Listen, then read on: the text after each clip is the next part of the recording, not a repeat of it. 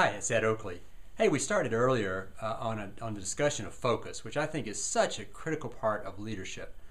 And I'd like to take that a step further by talking about a concept that we teach called DNA. Yeah, DNA, just like the substance of life, except it's an acronym that means something very different, but it is so important to what happens in your life and what happens in business and what happens to teams and in terms of effectiveness and so forth that it is a lot like DNA. So I love the acronym. Okay, so what does the D stand for? The D stands for decide. The truth is we make decisions all the time.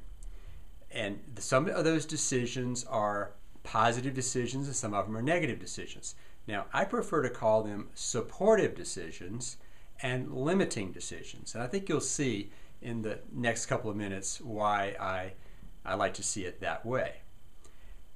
When we make a decision, for instance, I like that guy. Well, what happens is we have just made a supportive decision about that guy. Now, the second letter is N. It's notice. Once we've made a decision about that person, we automatically start noticing, looking for, if you will, all the indications that that person is a good guy, that guy has reasons to be liked. That's the N. The A is acknowledge or affirm. So what do? We say, see there, we noticed something that we really like about that guy, and we say, see there, I knew I liked that guy.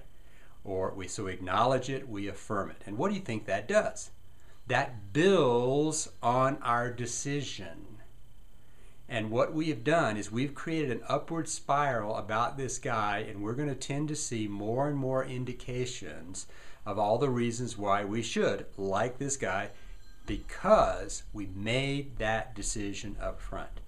If something happened early on when we first met this person, a very negative thing, it would be just as easy to make a decision that is a limiting decision about that guy.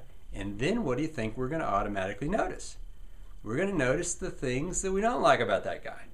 And, we're going to make a decision that we don't like that guy. We're going to start looking for indications that that's true and why.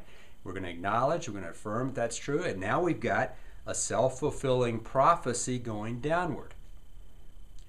So it works both ways. Now think about how it affects you. When people make a limiting decision about you, what does that set in place? That sets in motion people looking for indications of why you have this limiting capability, or there's something limiting about you. Why they don't like you, or why you're not as effective as they'd like for you to be, whatever it is. Both are equally true. The key is the decision. So what do you think is important from a leadership perspective? Do you see how important that leadership works very hard to make supportive decisions about the people? Supportive decisions are a self-fulfilling prophecy that support the person being more and more effective. And probably the best example is thinking about yourself is when someone has made a limiting decision about you and what that has done to your performance, to your effectiveness, how you feel.